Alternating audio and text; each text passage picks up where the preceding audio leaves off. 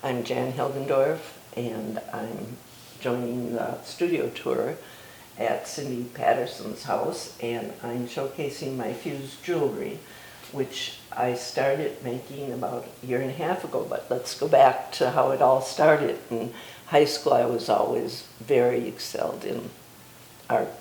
Best subject, history, not so much. And then I was a cosmetologist after I graduated for about 30 years, which is a form of art also.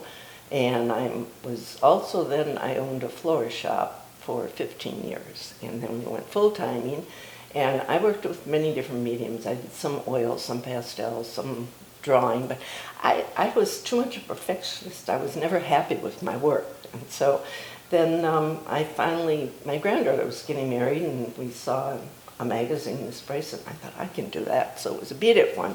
But then doing that, I also started looking through catalogs and things, and I found out about glass fusing, and that really hooked me. I've been doing it for about 2 years now, and it's a lot of fun. It can be very frustrating, but that's what I'll be showcasing is my jewelry.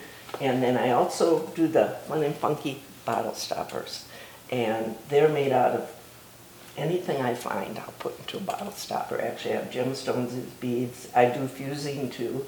I just have a lot of fun with my glass fusing. And I will be at the Cindy Patterson studio on the tour.